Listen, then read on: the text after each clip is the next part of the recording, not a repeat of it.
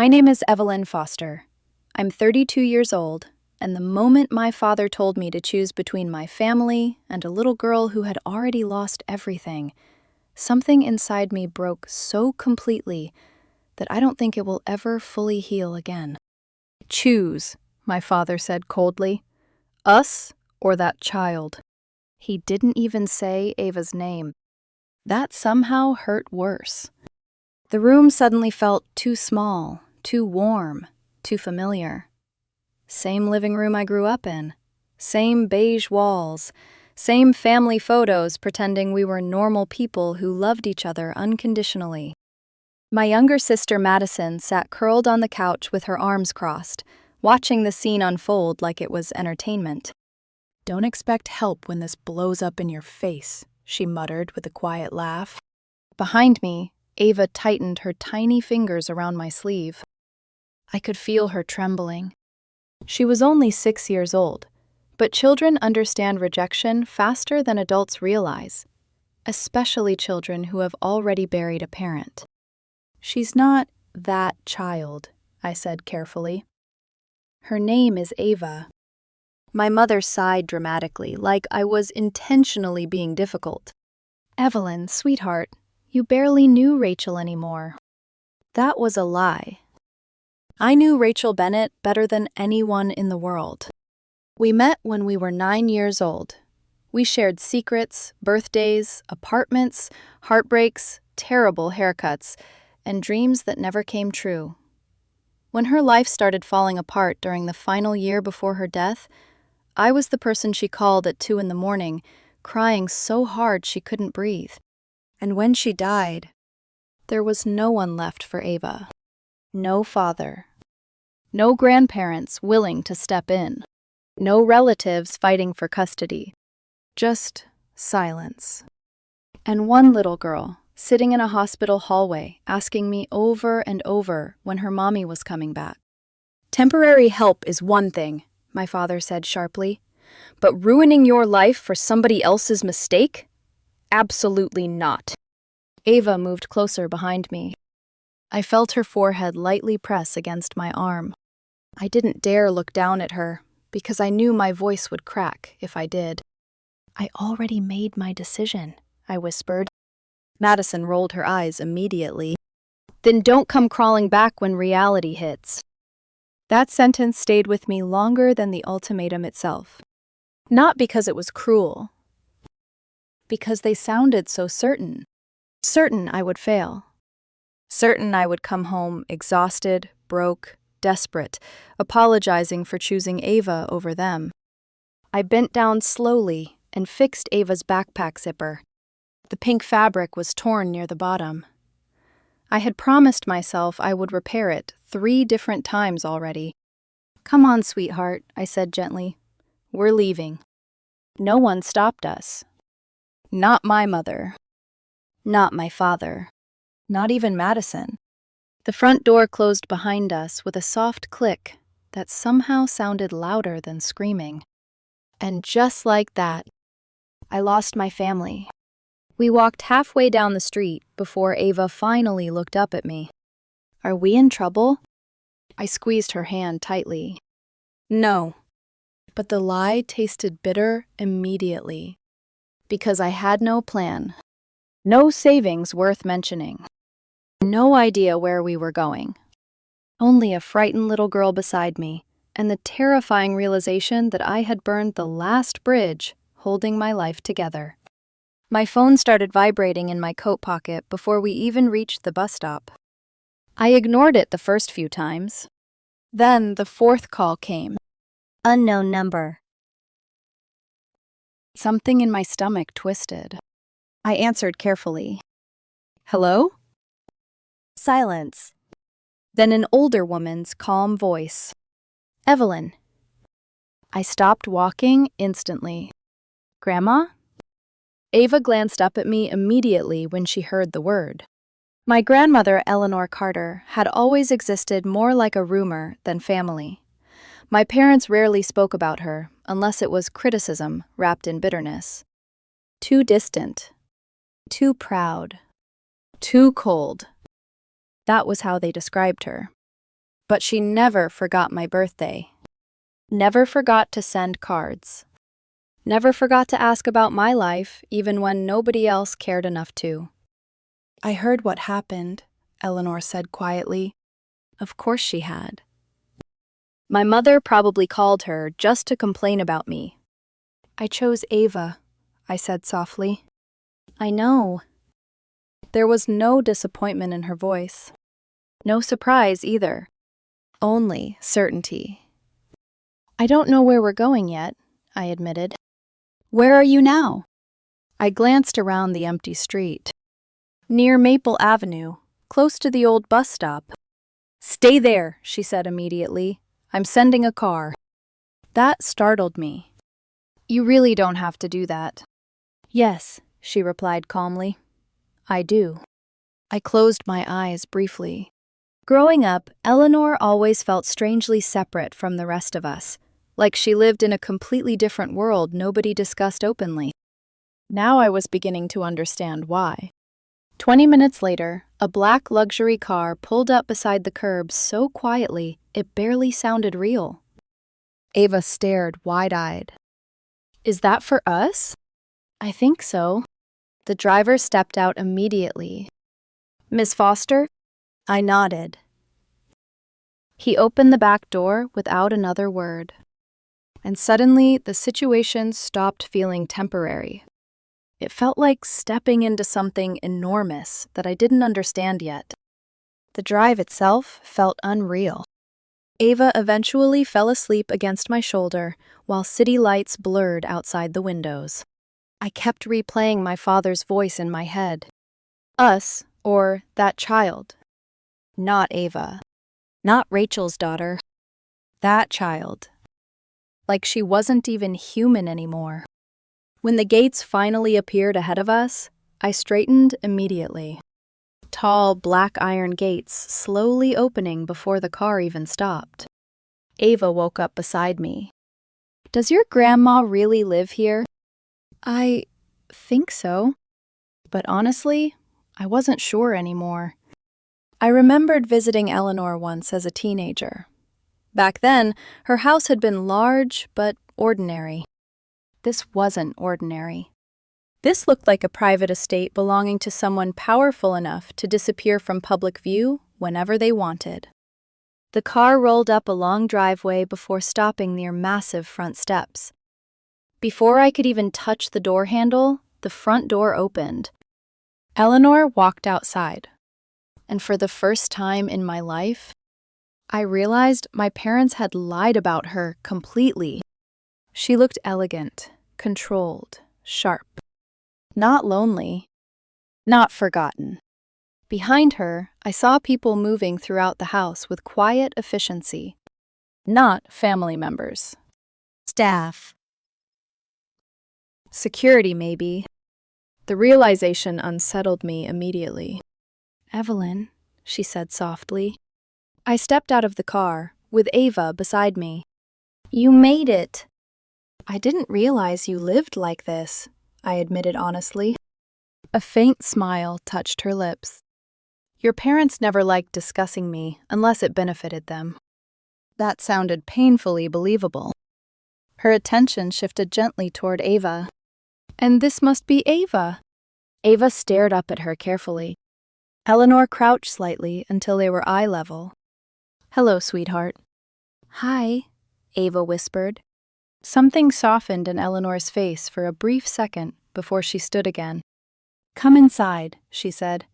Both of you need rest. The inside of the estate somehow felt even more intimidating. Beautiful without trying too hard. Expensive without appearing flashy. Everything organized with almost frightening precision. A woman approached us immediately. The rooms are ready. Rooms. Plural. I looked at Eleanor in confusion. You prepared all this already? I asked your mother for Ava's sizes, she replied calmly. That answer bothered me, for reasons I couldn't explain. Not because my mother helped, because Eleanor had apparently expected us to come. Ava gasped quietly when she saw her room.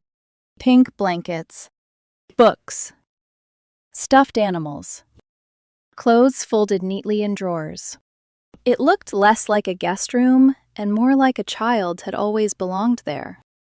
"Is this really mine?" Ava whispered. "For as long as you need it," Eleanor answered gently. After Ava fell asleep later that night, I stood alone near the window, staring out into darkness, trying desperately to process everything. Then came the knock. 2 precise taps against my bedroom door. I opened it expecting staff. Instead, a man stood there. Tall, calm, late 30s maybe? Dark suit, serious eyes. Not staff. Not family. "Evelyn Foster?" "Yes?" "My name is Daniel Mercer. Your grandmother asked me to speak with you." Something about him instantly made me cautious. "What about?" He glanced briefly toward Ava's room before lowering his voice. "Somewhere private would be better." "You can talk here." He studied me quietly before nodding once. "Fair enough." Then he asked a question that made my stomach tighten immediately. "Do you know what your grandmother actually does?" I almost laughed nervously. "No." That's what I expected. He pulled a thin folder from inside his jacket and handed it to me. I opened it slowly. Photographs. Office buildings. Business meetings. Eleanor standing beside influential people whose faces I recognized from television. Corporate documents. Ownership percentages. Company names worth billions. "What am I looking at?" I whispered. "Your grandmother owns controlling interests in most of those companies." I stared at him.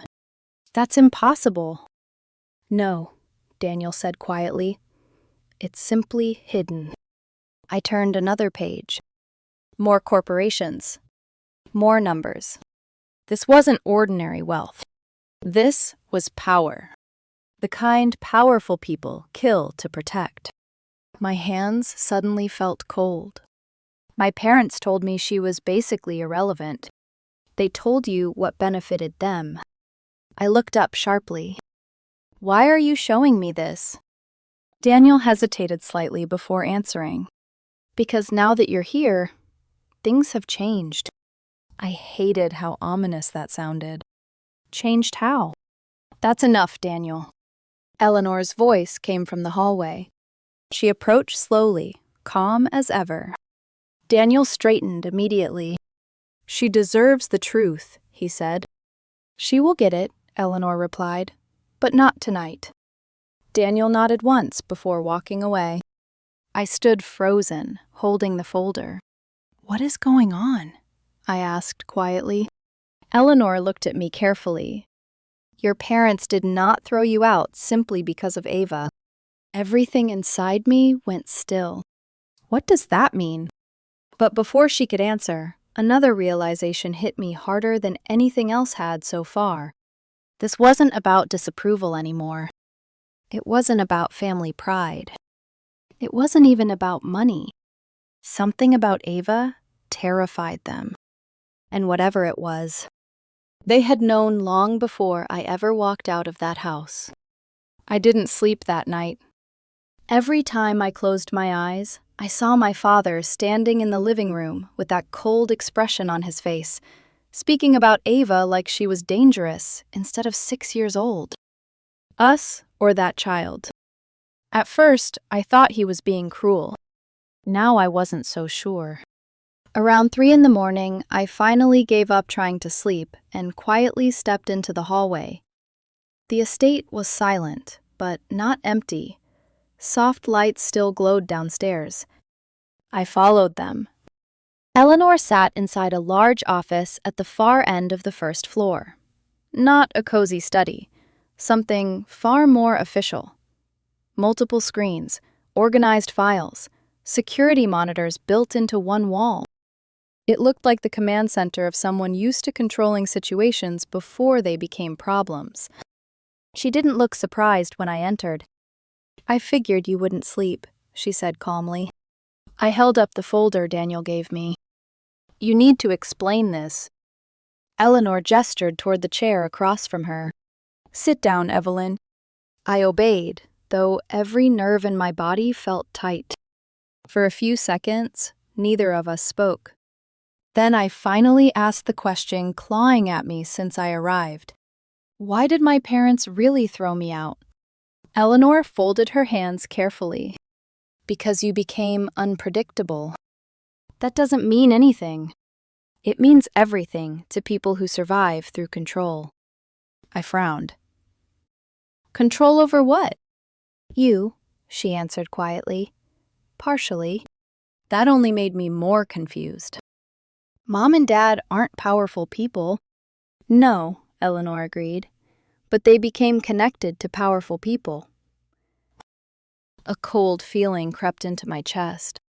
What kind of connection? She hesitated. Financial, indirect. Your father made investments years ago through individuals he should never have trusted. I stared at her. My father works in regional property management. And your father also accepted money he didn't fully understand. The room suddenly felt colder. You're saying he's involved in something criminal? I'm saying fear changes people. I leaned back slowly, trying to process everything. And Ava somehow disrupted all this? Yes. How? Eleanor looked at me carefully. Because Ava is not simply Rachel Bennett's daughter. Every muscle in my body tightened instantly. What does that mean? Before Eleanor could answer, a quick knock interrupted us. Daniel stepped into the room holding a tablet. Sorry, he said quietly. You need to see this. He placed the tablet on the desk and turned the screen toward us. Security footage. The front gate. A car sat outside. I recognized it immediately. My father's sedan. What are they doing here? I whispered. On screen, my father stood near the gate with my mother and Madison beside him. None of them looked angry anymore. They looked nervous. Behind their vehicle, another black SUV slowly pulled up. Dark windows. No visible plates. Daniel zoomed in slightly. That car wasn't there when they arrived, he said. The back door opened. A man stepped out. Tall. Gray coat. Calm posture. The second Daniel saw him, his expression changed. You know him, I said immediately. Daniel didn't answer. Eleanor did. Unfortunately. The man approached my parents casually, like they already knew each other. My father looked terrified. Not cautious. Terrified. I stood abruptly. I'm going down there. No, Eleanor and Daniel said simultaneously. I looked at them both. They're my parents. And those people are not, Eleanor replied sharply. I turned back toward the screen. My father glanced directly toward the security camera, as if he knew we were watching.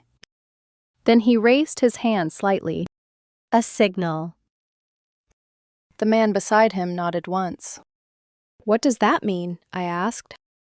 It means they came expecting a response, Daniel said quietly. From who? Neither of them answered. That silence frightened me more than any explanation could have. A few minutes later, I stood outside the gate anyway. Daniel remained beside me the entire time. The iron gates opened only partially before locking again behind us. Cold air wrapped around my skin. My parents turned immediately when they saw me. My mother looked exhausted. Madison looked pale. But my father? He looked desperate. Evelyn, my mother breathed. I stayed where I was. Why are you here? We need to talk, my father said immediately. You already made your position clear earlier. This is different. I nodded toward the SUV. Who's that? Madison answered too quickly. That's not important. It is to me. The SUV door opened again. The gray-coated man stepped forward slowly. Daniel subtly shifted closer beside me. Not protective exactly. Prepared. The man studied me carefully. So this is Evelyn Foster. I didn't answer. My father swallowed visibly. Please, just come home, he said quietly. We'll explain everything. No. That came out faster than I expected. You don't understand what's happening, he insisted. I think I'm starting to. The stranger finally spoke. You took the child. Not a question. A statement. Every instinct in my body sharpened immediately. Yes, I answered carefully. He nodded once. That complicates matters. For who? For everyone. Eleanor's voice suddenly came from behind us. Then perhaps you should have considered that before arriving at my gate. I turned.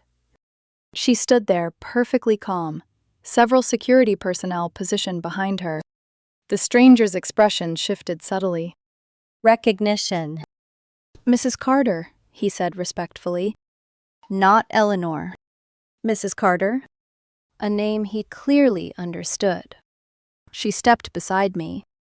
You are trespassing, she said evenly, and you brought the wrong people with you. My father looked between us helplessly. We didn't have a choice. You always have a choice, Eleanor replied coldly. The stranger ignored them both and kept staring directly at me. Rachel should never have involved you. A chill crawled down my spine. Involved me in what? No answer. Only silence. Then Eleanor said the words that changed everything. You're here for the girl. My heart stopped. No, I said immediately. But nobody denied it. Not the stranger. Not my father. Not even my mother. And suddenly, the truth became horrifyingly obvious. This was never about me choosing Ava. Ava herself was the problem. Or more accurately, something connected to her was. The stranger finally looked toward Eleanor again. We only want what belongs to us. Eleanor's expression hardened. She was 6 years old when her mother died. That changes nothing. My stomach twisted violently. What are you talking about? I demanded. The stranger glanced toward me again. Rachel Bennett stole something valuable shortly before her death. I froze. Rachel? No, I whispered automatically. Rachel wasn't. She was scared, he interrupted calmly. Scared people make poor decisions. My father suddenly stepped forward. That's enough. The stranger barely acknowledged him. Daniel's voice cut through the tension. You need to leave. Instead of arguing, the stranger simply nodded once. This situation is temporary, he said quietly, while looking directly at me. Sooner or later, the child becomes our concern again. Rage exploded through me instantly. She is not an object. No, he agreed softly. She's leverage. Eleanor stepped forward before I could react. Get off my property. This time, the warning carried real danger underneath it. The stranger studied her briefly before turning away. The SUV drove off first. My parents remained behind. My mother looked close to tears. Evelyn, she whispered, please, just listen to us. I stared at all three of them. No, I said quietly.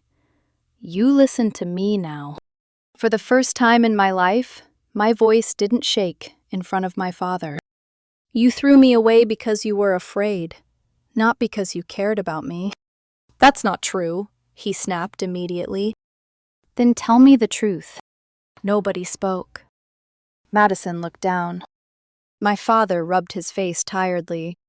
Finally, my mother whispered something that broke my heart completely. "We thought if you stayed away from Ava, they'd leave you alone." I felt sick. "You knew Rachel was in danger?" My mother's silence answered everything. I stepped backward immediately. "You knew." "We didn't know everything," my father said quickly. "Rachel got involved with people connected to financial transfers and hidden accounts. We thought it would disappear after she died."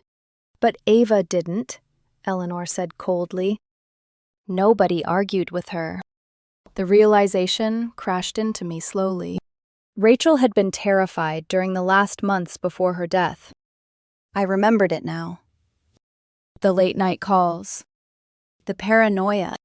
The way she constantly checked windows. I thought grief and stress were destroying her after becoming a single mother. I was wrong. "She left something behind," Eleanor said quietly. My father closed his eyes. "Yes. And now everyone believes Ava somehow leads to it." I couldn't breathe properly anymore. What exactly did Rachel leave? No one answered immediately. Then Daniel finally spoke. "We're still trying to determine that." That answer terrified me more than certainty would have, because it meant powerful people were hunting a little girl over something nobody fully understood. Ava. Sweet, quiet Ava, who still slept with a stuffed rabbit every night. Suddenly, I remembered something strange. 3 weeks before Rachel died, she showed up unexpectedly at my apartment, carrying Ava half asleep in her arms. She looked exhausted. Terrified. Rachel grabbed my wrist so tightly it hurt. "If anything happens to me," she whispered, "don't trust anybody who suddenly starts asking questions about Ava." At the time, I thought she was spiraling emotionally.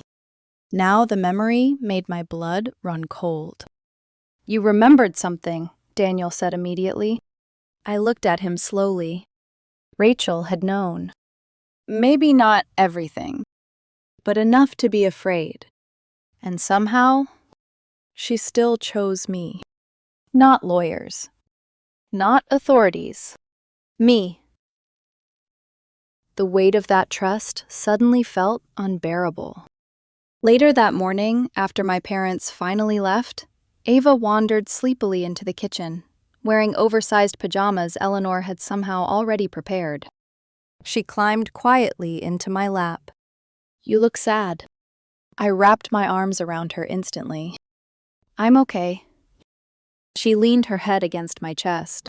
Then, softly, innocently, she said something that made every adult in the room go still. "Mommy used to hide things too."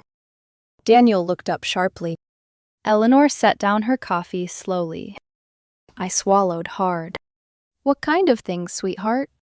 Ava frowned thoughtfully. "A shiny key." The entire room became silent. "She told me it was a secret treasure key," Ava continued quietly, "and that nobody bad could ever find it." Daniel and Eleanor exchanged a look immediately. My heartbeat started pounding violently. "Ava," I asked carefully, "do you know where the key is now?" She nodded slowly. And suddenly, every terrifying piece of this nightmare began moving into place all at once. Ava didn't answer immediately. She sat quietly in my lap, playing with the sleeve of my sweater, while every adult in the kitchen stared at her like the world had suddenly stopped turning. Finally, she looked up at me. "Mommy hid it in the place with the loud doors." Daniel reacted first. "Storage unit." Eleanor nodded once. Rachel used to rent small temporary units constantly whenever she traveled for work. At the time, nobody questioned it. Now every memory suddenly felt suspicious. I brushed Ava's hair behind her ear carefully. "Do you remember where it was?" "A little," she whispered. That was enough for Daniel. Within an hour, the estate shifted into motion around us. Security teams moved quietly through hallways. Phones rang behind closed doors. Vehicles were prepared. And for the first time since Rachel died, I felt genuinely afraid of what we might uncover. Daniel drove. Eleanor stayed behind with Ava for safety, though I hated leaving her anywhere out of my sight. "She'll be protected," Eleanor promised firmly. I wanted to believe her. The drive downtown was tense and silent. Rain streaked softly against the windows, while Daniel kept scanning mirrors every few seconds. "You think we're being followed?" I finally asked. "I think we should assume we always are."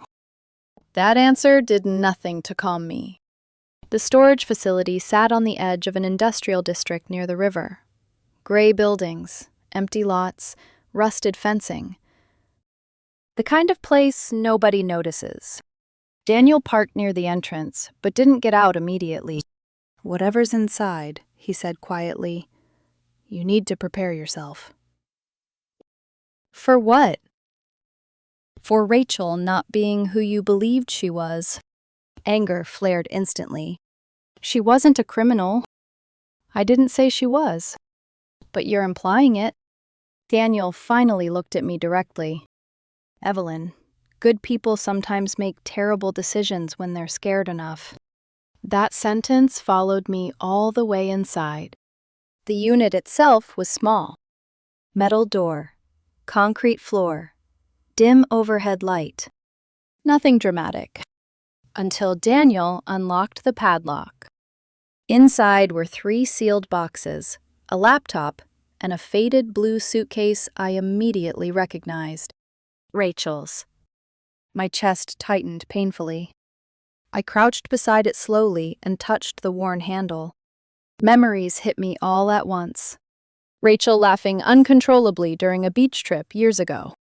Rachel crying in my bathroom after another failed relationship. Rachel holding newborn Ava while whispering, "She's all I have now." I nearly broke apart right there. Daniel opened one of the boxes carefully. Files. Dozens of them. Financial statements. Transfer records. Photos. Names. The deeper we looked, the worse it became. Shell companies. Hidden accounts. Offshore transfers connected to people powerful enough to bury scandals permanently.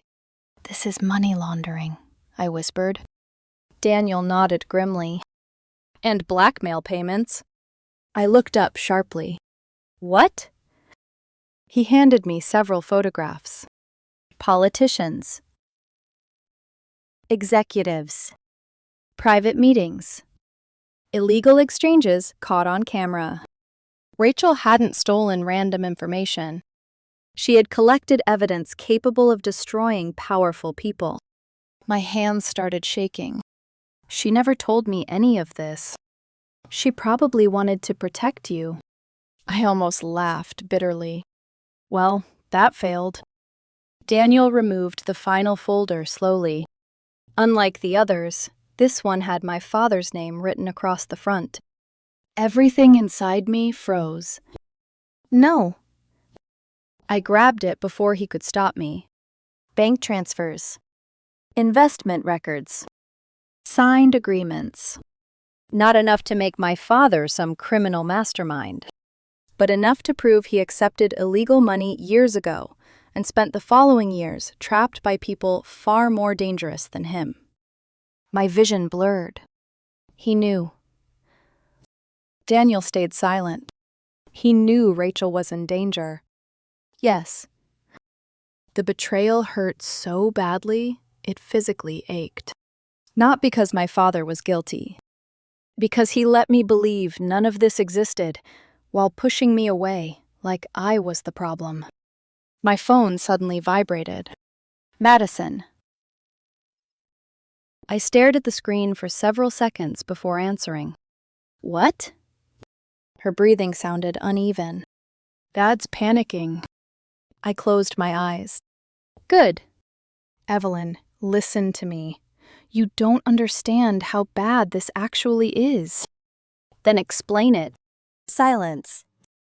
Then finally, Dad borrowed money through one of those investors years ago after his business failed. At first it seemed legitimate. Then Rachel found out who they really were.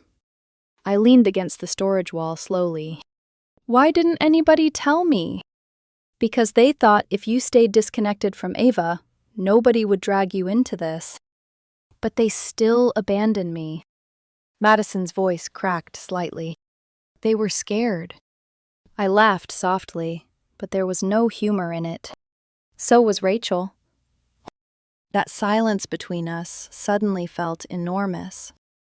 Then Madison whispered something I never expected to hear from her. I'm sorry. For a second, she sounded less like the cruel sister from my parents' living room and more like the girl who used to sneak into my room during thunderstorms because she hated being alone. But it was too late for comfort now.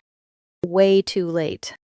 After the call ended, Daniel carefully removed a small silver key taped beneath one of the boxes. The exact key Ava described. My stomach dropped. Rachel really had hidden everything. There's more, Daniel murmured. The key opened a hidden compartment inside the blue suitcase. Inside sat a flash drive and several old photographs. One photo immediately caught my attention. Rachel, standing beside a man I didn't recognize. Tall, dark-haired, expensive suit. His arm rested lightly around Rachel's shoulders while she held baby Ava. On the back, written in Rachel's handwriting, "If anything happens to me, don't let them find her." My chest tightened violently. Who is he? Daniel took the photograph slowly. His expression darkened immediately. You know him? Yes. Who? He hesitated, then finally answered. Marcus Vale. The name meant nothing to me, but Daniel's reaction did. He's connected to the network targeting Ava. Cold horror spread through me instantly. You think he's her father? We don't know. I stared back at the photograph. Rachel looked happy in it. Not terrified. Not hunted. Just in love. Which somehow made the entire situation even sadder. Daniel inserted the flash drive into the laptop. Files appeared instantly. Videos. Audio recordings. Financial ledgers. And one final encrypted folder titled A. V. A. I stopped breathing. Before either of us could open it, Daniel's phone rang sharply. He answered immediately. His entire posture changed within seconds. We need to leave, now. My heart started pounding. What happened? We were followed. Every instinct in my body screamed immediately. Daniel shut the laptop fast while shoving files back into the boxes. Outside, tires screeched somewhere near the entrance. Too close. Daniel grabbed my wrist. Move. We barely reached the parking lot before two black SUVs turned sharply into the facility entrance. Men stepped out immediately. Not police. Not security.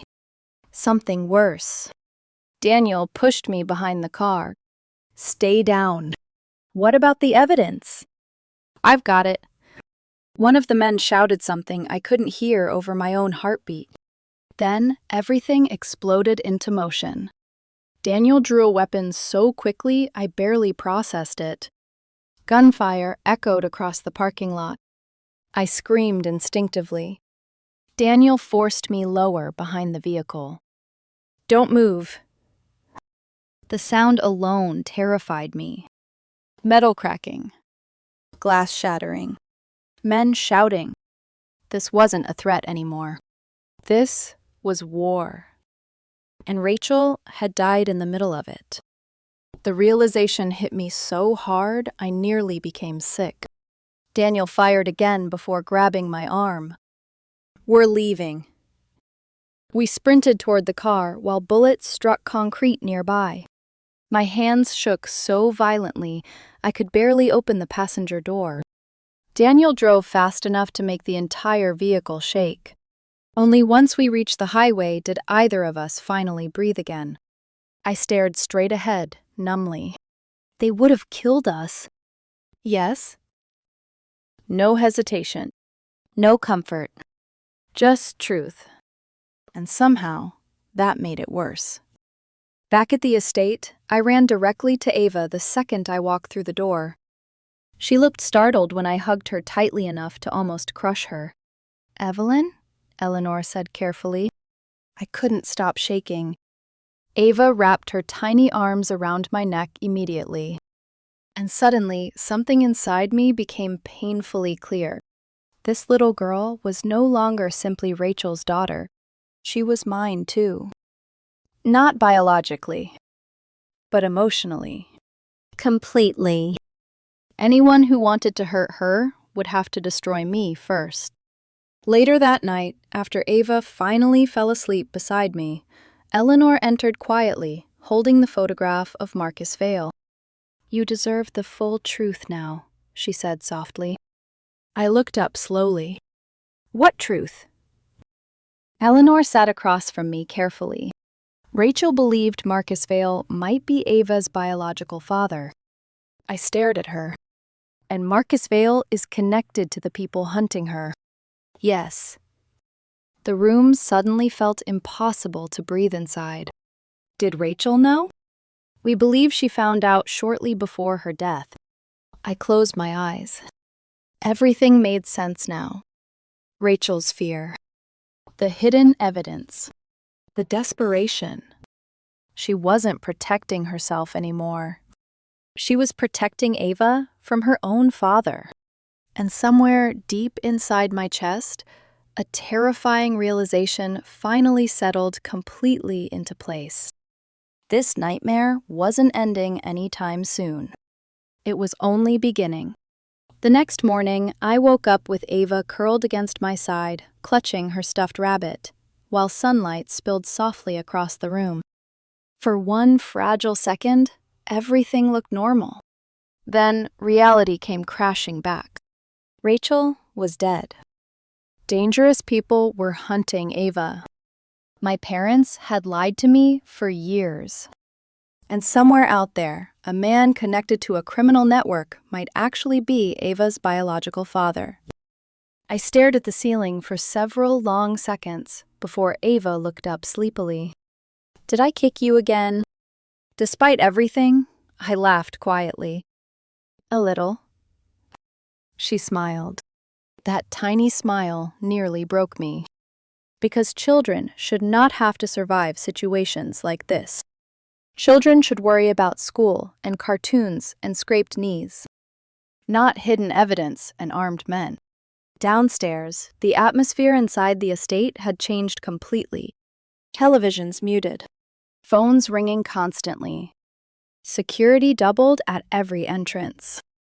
Daniel stood near the kitchen island reviewing documents while Eleanor spoke quietly with attorneys on speakerphone. The moment I entered, both of them looked up. "You found something else?" I said immediately. Daniel nodded once. "We decrypted part of the folder Rachel labeled Ava." My stomach tightened. "And?" Eleanor muted the phone call before answering. Rachel recorded statements explaining where the evidence came from and who was involved. "That's good, right?" "Potentially." I hated that word immediately. "What's the problem?" Daniel slid a tablet toward me. "There's enough evidence here to expose multiple people publicly." "Then why aren't we already doing it?" "Because once this becomes public," Eleanor said carefully, "there's no going back." I understood instantly. No hiding afterward. No disappearing quietly. No protecting Ava through secrecy anymore. The moment those files surfaced publicly, every person involved would know exactly who exposed them. And exactly where to direct their anger. I looked toward Ava sitting at the far end of the table, coloring quietly beside one of the housekeepers. "She's 6, I whispered. I know, Eleanor replied softly. The room fell silent. Then, unexpectedly, my father's voice echoed from the hallway entrance. So was Rachel when people started using her, too. Every muscle in my body tightened instantly. My parents stood near the doorway, Madison behind them. All three looked exhausted. Nobody had invited them inside. Daniel immediately moved slightly closer to me, without making it obvious. My father looked older than he had 2 days earlier. Smaller somehow. I need 5 minutes, he said quietly. You already had 32 years. My mother flinched at that. Madison looked down. But my father didn't leave. Instead, he looked directly at Ava. Then his voice cracked for the first time in my entire life. We were trying to keep this from happening to you. I stared at him in disbelief. By throwing me away? We thought you'd hate us, my mother whispered through tears. But we thought you'd be safe. No, I replied quietly. You thought I'd obey you. Nobody denied it. That hurt more than screaming would have. Madison suddenly stepped forward. She's right. All of us looked at her. Madison wiped at her eyes angrily before continuing. You always controlled everything. Evelyn's job, her relationships, her decisions. You didn't protect her. You just expected her to fall in line forever. Madison, my father warned. No, she snapped back. I'm done lying for this family. The silence afterward felt enormous. Then she looked directly at me. I was jealous of you. That surprised me enough I couldn't speak. You left, Madison whispered. You actually walked away. I never could. For the first time in days, I saw my sister clearly. Not cruel. Not heartless. Just weak. And terrified. Exactly like our parents. Eleanor stood slowly. This conversation changes nothing, she said calmly. The network still believes Ava leads to Rachel's missing evidence. They know about the files already, Daniel added quietly. My father closed his eyes. Then it's over. No, I said suddenly. Everyone looked at me. And for the first time since this nightmare started, I realized I wasn't afraid anymore. Not completely. I looked toward Ava again. She had fallen asleep against the table, with crayons still scattered beside her tiny hands. Rachel died trying to protect her. I almost abandoned my entire life protecting her. Running forever wouldn't save her. It would only teach her fear. We release everything, I said firmly. My mother stared at me. Evelyn. No, I'm done hiding. Daniel studied me carefully. You understand what that means? Yes. It meant danger. Media attention. Retaliation. But it also meant freedom. Because secrets were the thing poisoning all of us from the beginning. Rachel kept secrets. My parents kept secrets. Even Eleanor kept secrets. And every single lie dragged us deeper into this nightmare. Eleanor watched me quietly for several seconds before giving one small nod. Then we finished this properly. The next 48 hours became chaos. Attorneys. Federal investigators. Journalists. Encrypted files transferred to multiple agencies simultaneously, so nothing could disappear quietly anymore. Once the story broke publicly, it exploded everywhere. Financial corruption. Money laundering. Corporate bribery. Politicians connected to criminal investment networks. Multiple arrests followed almost immediately. Marcus Vail disappeared before authorities reached him. But the organization around him started collapsing publicly, piece by piece. And for the first time since Rachel died, People stopped hunting Ava quietly in shadows, because now the entire world was watching. A week later, I stood outside Eleanor's estate, holding Ava's hand while reporters crowded beyond the gates. "You don't have to do this," Daniel said beside me. "Yes," I answered softly. "I do." Ava looked up at me nervously. "Are people mad at us?" I crouched carefully in front of her. "Some people are, but none of this is your fault." She studied my face seriously.